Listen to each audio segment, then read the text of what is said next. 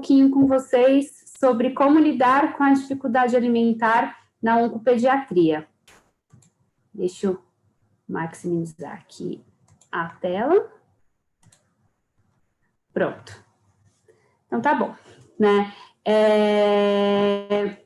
E para começar essa aula, eu queria mostrar para vocês essa figura com vários rostinhos, né, de vários pacientes, todas as fotos autorizadas, e né, ver com vocês, a gente consegue observar aí que temos inúmeras faixas etárias, né, pacientes em situações diferentes, paciente comendo, paciente com sonda, paciente super pequenininho, que provavelmente está só mamando, enfim. Então, o que a gente tem, quando a gente fala de oncopediatria, a gente tem essa população muito vasta e algo que todos eles têm em comum nessa foto, que todos eles estão sorrindo, né? Então, mesmo diante dessa situação, a gente tem essa felicidade aí dessa turminha, né? Continuando para mostrar para vocês aqui, espera, acho que estou conseguindo passar. Foi, né? E aí, para a gente começar a contextualizar, aqui eu recorto para vocês 3 falas sobre um artigo, né, que uma equipe de Fortaleza fez sobre as percepções dos cuidadores sobre alimentação, dinâmica familiar e emocional.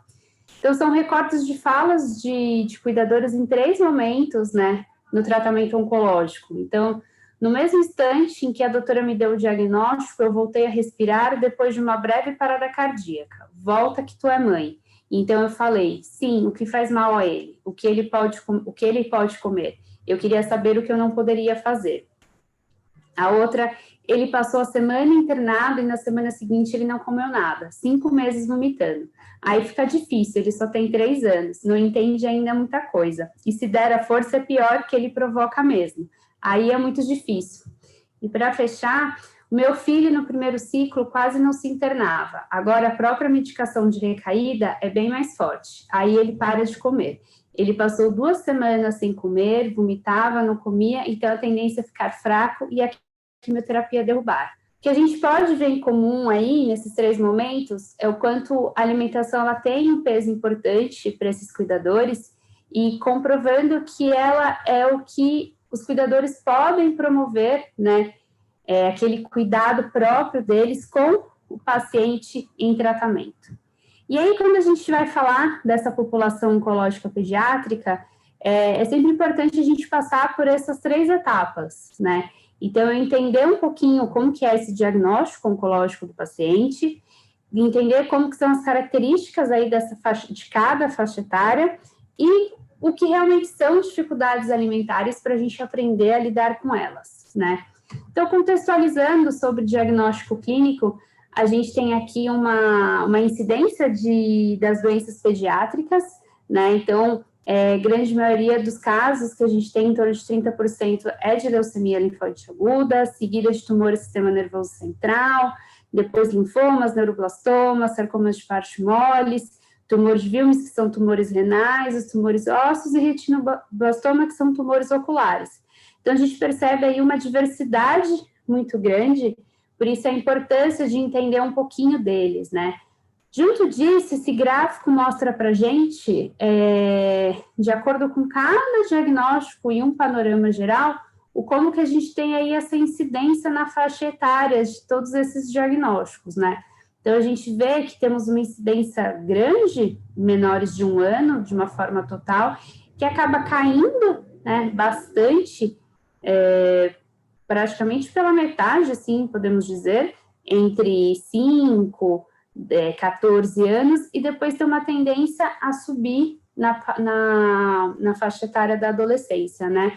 E a gente consegue aqui acompanhar a trajetória, né, e como que cada doença acaba sendo características em cada faixa etárias. Então, a gente tem aqui tumores que são mais sólidos, como neuroblastoma, retinoblastoma, tumor de Wilms, hepatoblastoma, com uma incidência muito maior na população de lactentes, e aí já aqui a gente vê essa leucemia com uma incidência menor e tem uma incidência maior aqui entre 1 a 4 anos, né? Essa incidência, ela não mostra para a gente que essa incidência menor, eu tenho risco menor, eu tenho uma doença um pouco mais branda, muitas vezes pelo contrário, por ela ser menos frequente nessa faixa etária, eu posso ter uma doença muito mais agressiva, né? Importante quando a gente trabalha com esse público, ou trabalha até com o público pediátrico geral, e pode vir a receber no consultório, no hospital, algum paciente oncológico em algum momento, é interessante a gente tentar saber que a gente trata ali de uma doença, né, de um grupo de doenças muito diverso, com características diferentes, né? Junto disso, cada uma dessas doenças, eles vão trazer um agravo nutricional para o paciente. Então, a gente tem doenças com alto risco de desnutrição, então, por exemplo, como tumores sólidos, né, que a gente estava falando de tumores de Wilms e neuroblastoma em estágios mais avançados, doenças com moderado risco de desnutrição, então leucemias que têm bom prognóstico e doenças com alto risco de acúmulo de gordura, então com ganho de peso proveniente do tratamento em si, do próprio comportamento da doença no corpo. Então, a gente tem esses 3 parâmetros quando a gente recebe. Importante a gente também saber diferenciar esses pacientes dentro disso, né? O tratamento é o que a gente chama de um tratamento multimodal, então pode incluir rádio, quimio, cirurgia, imunoterapia e o transplante, né? Acontecendo separadamente ou juntos, depende muito do protocolo de tratamento. E aí, a gente sempre é importante lembrar que, além de eu tratar de um paciente diagnosticado com uma doença oncológica, eu tenho aí, por trás de tudo isso, uma criança, né? Então, pensando o que é esse paciente pediátrico. Então, esse paciente pediátrico é um ser que ele está em crescimento, em desenvolvimento, ele vai ter uma característica, né? Cada faixa etária, a gente vê a presença de características nutricionais marcantes, que vão moldar aí toda essa formação desse hábito alimentar durante esse período, e o quanto que o ambiente que essa criança está inserida, ele vai acabar influenciando nessa formação alimentar que ele apresenta, né? Quando a gente entende ali, até aquela foto inicial, ela mostrou para a gente, né, que a doença oncológica pediátrica, ela pode impactar todas essas faixas etárias, então é importante a gente entender essas características. Então, além de eu saber que eu tenho uma vasta gama aí de doenças que fazem parte dos diagnósticos de oncologia pediátrica, eu tenho que entender disso, né? Então, eu tenho ali, do nascimento até os 2 anos, que são os lactentes, a gente tem a questão do aleitamento materno exclusivo até os 6 meses, a introdução da alimentação complementar, aí a gente já entra com aquela refeição da família, a gente tem esse uso da fórmula infantil, e esse período é aquele período como conhecido como uma janela de oportunidades, para todo esse crescimento e desenvolvimento deles, né? Geralmente, às vezes, se a gente olhar para o paciente em tratamento, todo esse curso, principalmente dos lactentes de aleitamento materno exclusivo, introdução complementar, não usar a fórmula infantil, essa refeição aí da família aos 12 meses, ela acaba sendo muitas vezes quebrada. A gente tem uma quebra aí dessas características devido a todos os agravos do tratamento, né? Pensando nos pré-escolares, a gente tem um aumento aí da independência dessa faixa etária. Então, um fato que é muito marcante durante os lactentes, né, nessa faixa de os mais novos, a gente tem uma velocidade de ganho de peso, de crescimento, e aí na fase pré-escolar a gente já tem uma diminuição dessa velocidade de ganho de peso e do crescimento em estatura.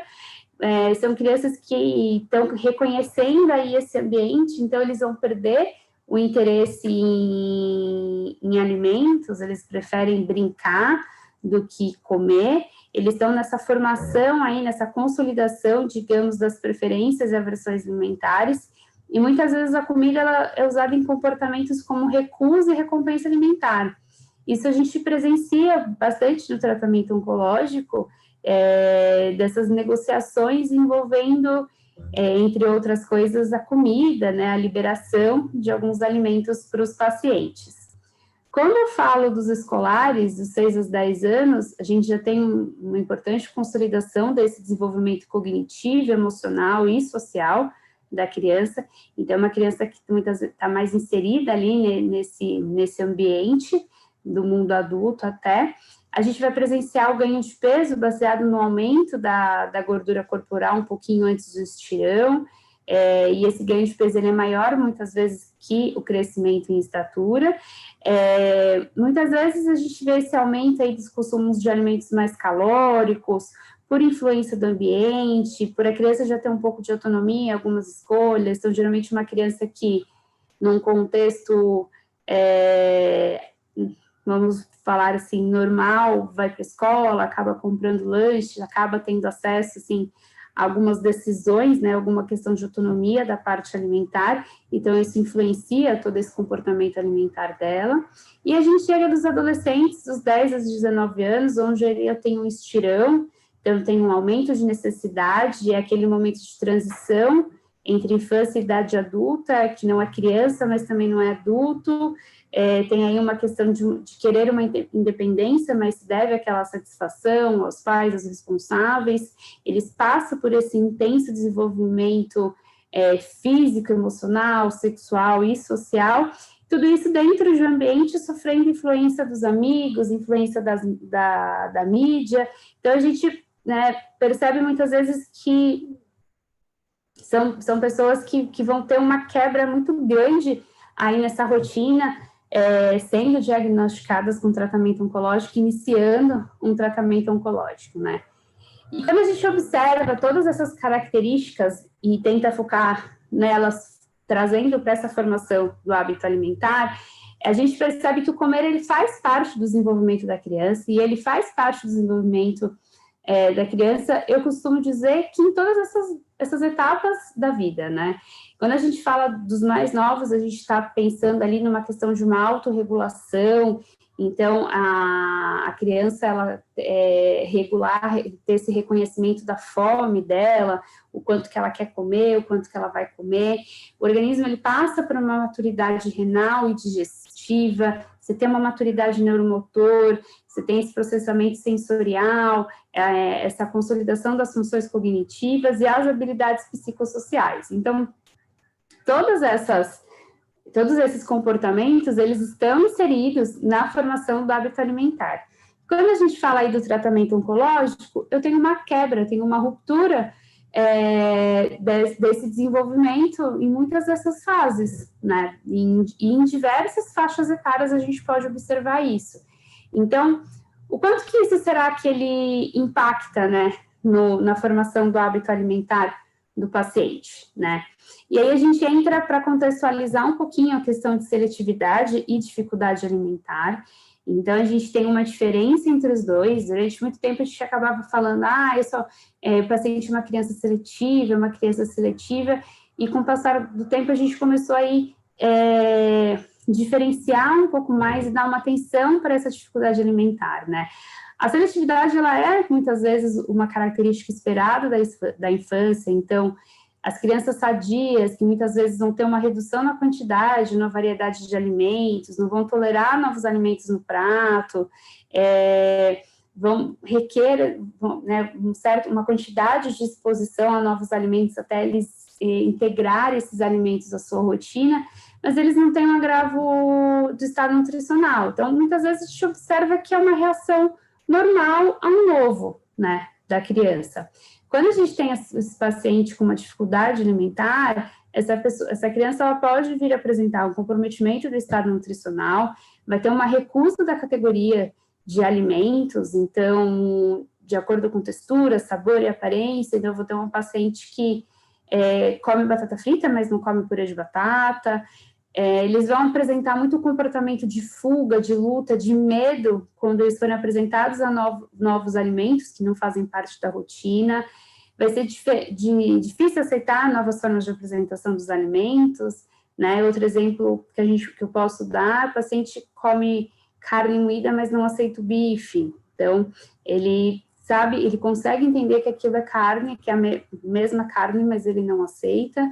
É uma refeição que geralmente não é feita na família, e ele requer muito mais, né, exposições ao alimento para inserir esse alimento na sua rotina. Quando a gente olha para essa descrição, eu associo o diagnóstico oncológico mais a essas características que eu tenho das faixas etárias, e aí eu chego, né, que esse paciente, além de um tratamento oncológico, ele muitas vezes evolui para uma dificuldade alimentar, seja durante o tratamento ou muitas vezes após o tratamento, né? A definição que a gente tem de dificuldade alimentar é uma menor aceitação alimentar com possibilidade de levar a consequências físicas, emocionais e familiares. Pode acontecer durante todo o período de crescimento até a idade adulta. Então, hoje a gente, quem acaba trabalhando um pouquinho com adulto também, a gente às vezes recebe alguns adultos que já vêm e falam, eu tenho um paladar infantil. Então, o pessoal que já apresenta aí uma certa dificuldade, né, traz um pouco dessas características de dificuldade alimentar já da infância, né? Em torno de 25% da população pediátrica, a gente tem os estudos que mostram para a gente que esse relato dos pais afirmam que as crianças, elas apresentam, muitas vezes, algum problema para comer, algum problema de aceitação alimentar, né? Quando a gente continuando, né, falando agora da classificação da dificuldade, a gente sempre apresenta, a gente tem essas 7 classificações, então a gente costuma falar que é um guarda-chuva, onde a gente tem essas situações embaixo aí das dificuldades alimentares. E aí, quando eu olho para a definição delas, eu vou olhar para a definição especificamente da presença de doença orgânica, eu consigo observar que tem muito da característica de um paciente oncológico, né? Apesar ali da oncologia, ela não está relatada como uma das possíveis doenças que vão causar uma diminuição no apetite, a gente consegue identificar características, né, alterações orgânicas que acontecem num paciente que que são coerentes com essa questão da doença oncológica, né? Então, a presença de alguma doença de base que pode atuar como fator desencadeante, a diminuição do apetite é uma condição frequente de qualquer afecção clínica, sendo usualmente um sintoma que pode persistir até depois da cura, né? Então, muitas vezes, um comportamento habitual do paciente oncológico é esse paciente oncológico finalizar o tratamento e permanecer com uma certa dificuldade alimentar aí no seu dia a dia, né? Algumas situações pode ser de difícil diagnóstico inicial, devido à pobreza de manifestações, demandando uma anamnese e exame clínico detalhado, e algumas vezes até uma investigação mais apropriada, para ver se a gente não tem qual desordem orgânica essa criança vai apresentar, para a gente saber exatamente como que a gente pode atuar nesse momento, né? E aí vamos transferir um pouquinho para a oncologia, essa questão da dificuldade alimentar. Eu trago esse trabalho aqui de 2019, se eu não me engano, esse trabalho. Então, é um trabalho realizado no México, onde os pesquisadores, eles aplicaram um questionário de qualidade com os pais, para eles observarem esses comportamentos, né, observando esses comportamentos alimentares das crianças. E o que eles trouxeram de conclusão é que em torno de 90% da população estudada demonstrou pelo menos um distúrbio ou dificuldade de alimentação, que fosse não comer algum tipo de alimento, não comer algum grupo alimentar, por exemplo. Então, a gente tinha qualquer dificuldade aí ligada com a alimentação. E aí o principal efeito era uma ingestão nutricional inadequada devido a essa limitação do apetite e ao medo de se alimentar, o que poderia resultar numa subnutrição. Então, por esse motivo, eles recomendam que a identificação dessas alterações nesses processos nutricionais deve fazer parte da avaliação abrangente de pacientes com câncer. Então, além da gente fazer uma avaliação antropométrica, uma avaliação de composição corporal, né, uma anamnese alimentar desse paciente, é importante ter esse olhar para o paciente para entender como que está essa dificuldade alimentar dele para a gente conseguir atuar o quanto antes, né. Esse outro artigo aqui de 2020, do grupo da Sociedade Internacional de Oncologia Pediátrica, ele também estuda na população específica deles, ali na Holanda, a questão da prevalência, os fatores relacionados e as consequências, né, das dificuldades alimentares para a população oncológica pediátrica. Então, eles observaram que as crianças mais novas, eles tinham maiores problemas na alimentação, talvez porque nesse processo muito de formação desse hábito alimentar, eles estão em tratamento, então eles estão fora da rotina, eles estão num ambiente diferente para eles, que vai sempre lembrar muito dor, muito desconforto, né? Além disso, mau comportamento pré-doença, os sintomas do tratamento e o estilo de vida, eles podem agravar esses problemas alimentares. Então, quando essa criança ela já chega muitas vezes para o tratamento seletiva, por exemplo, ela já pode ter um agravo aí nessa seletiva, né? Ela chega seletiva muitas vezes para a gente, e aí essa seletividade ela pode se tornar uma dificuldade alimentar. Portanto, as intervenções, né, eles recomendam que deve se concentrar em diminuir os efeitos colaterais do tratamento e instruções aos pais para serem menos exigentes com relação aos comportamentos alimentares. Então, a prática que os pais se preocupam, né, como a gente pôde ver naquelas falas no começo, eles se preocupam desde o início do diagnóstico por todo momento, o que é normal, o que é o esperado, mas muitas vezes eles esperam o comportamento das crianças comparando com crianças da mesma idade que não estão passando por isso, né? Então, nós como profissionais de nutrição, mostrar para eles que dentro de um contexto, muitas vezes aquela criança está indo bem, ela vai ser mais seletiva, mas a gente vai conseguir fazer uma intervenção. Então, a gente dá esse suporte muito para os pais, né? E aí, eu volto para essa bolha, vamos dizer assim, do que a gente precisa entender quando a gente fala de dificuldade alimentar. E aí, dividir com vocês, assim, 4 passos de como a gente lidar com essa dificuldade alimentar das crianças nesse momento durante o tratamento, né? Então, separei, né, selecionei entre a rotina aí do dia a dia essas 4 coisas, essas 4 ações que a gente pode fazer. Então, a importância do ato de comer e a sua complexidade. Como profissional nutricionista, a gente precisa entender essa importância, essa complexidade desse momento. Então, o como que toda essa mudança de rotina, que como todo o tratamento vai influenciar o paciente na sociabilidade dele, muitas vezes, vai influenciar o paciente nessa maturidade do sistema neuromotor dele. Então, comer é um ato muito mais complexo do que simplesmente pegar o alimento e levar à boca, né? O escolher o alimento também envolve muitas ações do que simplesmente uma compra de um alimento naquele momento, o preparo. Então, a gente tem aí que o ato de comer, ele é muito complexo, tanto biologicamente, fisiologicamente, quanto social, economicamente, culturalmente também. Então, a gente entender todas essas vertentes que o ato de comer pode significar, tá? É importante a gente ter uma boa anamnese nutricional para esses pacientes. Então, entender a questão do diagnóstico oncológico, que eu tenho uma variação muito grande de diagnóstico oncológico pediátrico, tumores que se comportam totalmente diferentes.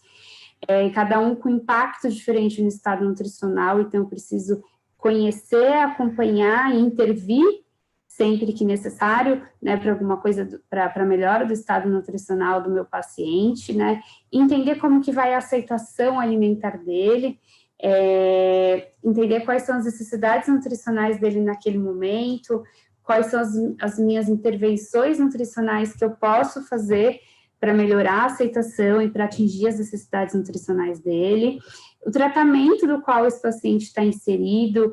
Então, os tratamentos, eles são pautados em protocolos bem desenhados, então, com fases específicas, semanas, né? As doses de drogas, elas já são até que pré-definidas, assim, dependem, claro, da superfície corpórea que a gente fala, então, do peso e da estatura do paciente, mas eles têm doses já pré-definidas para cálculo, então a gente precisa ter essa ideia de como é este tratamento, do que talvez que eu tenho ali para frente para esse paciente, para a gente pensar muitas vezes junto com esses cuidadores como que a gente pode fazer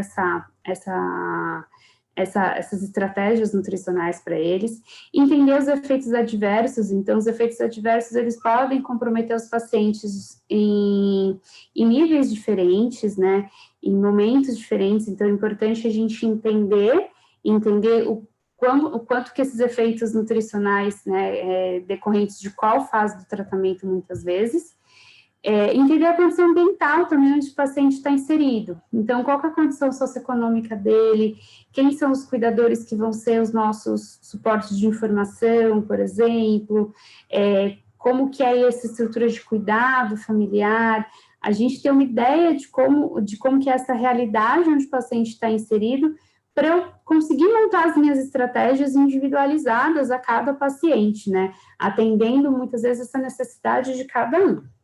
Tá?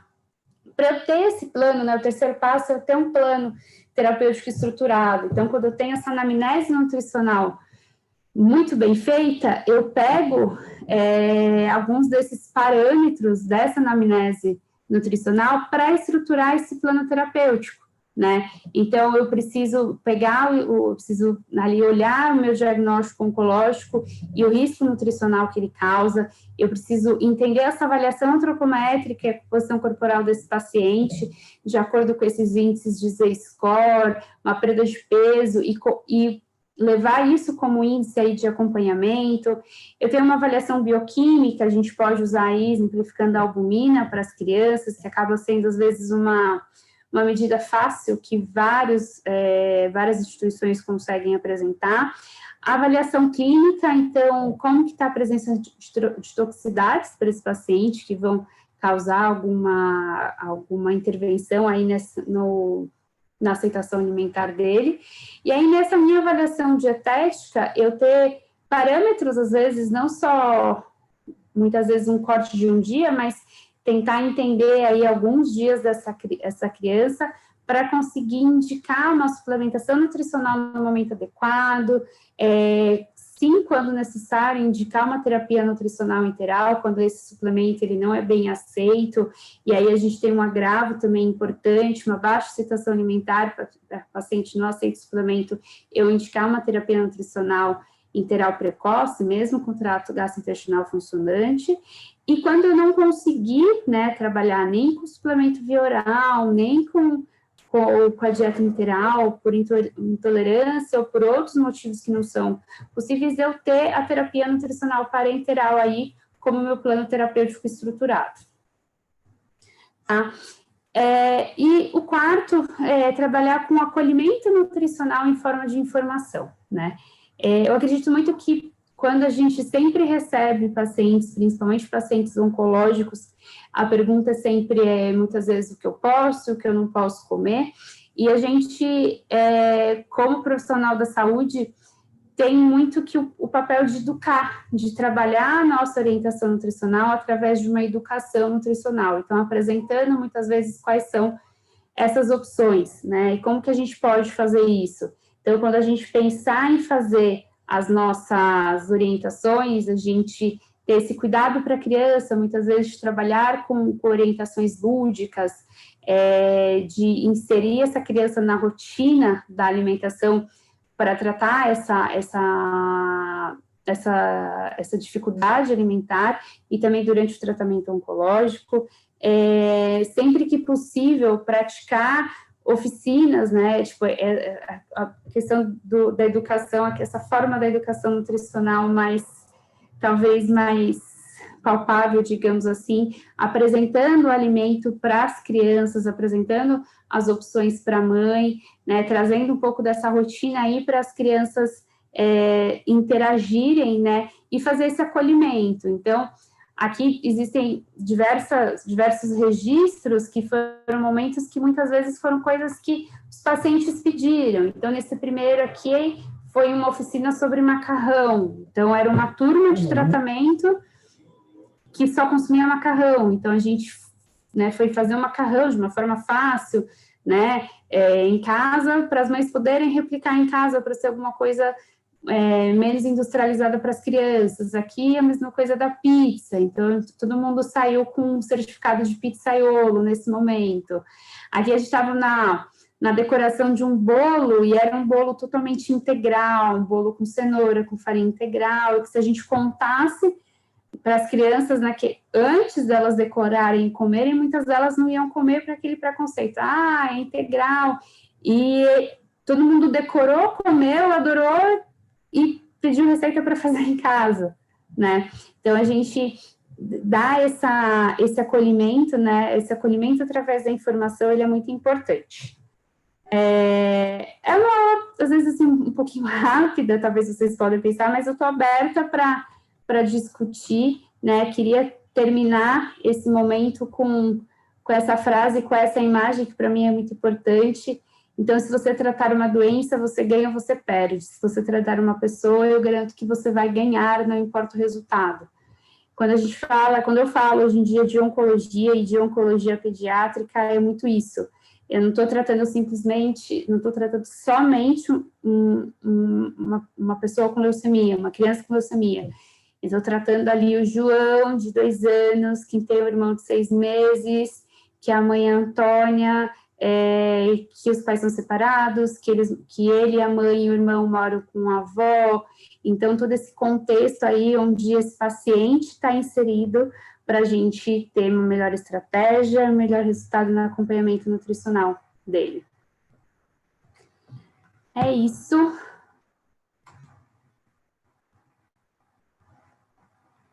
Queria saber se vocês têm alguma pergunta, alguma dúvida.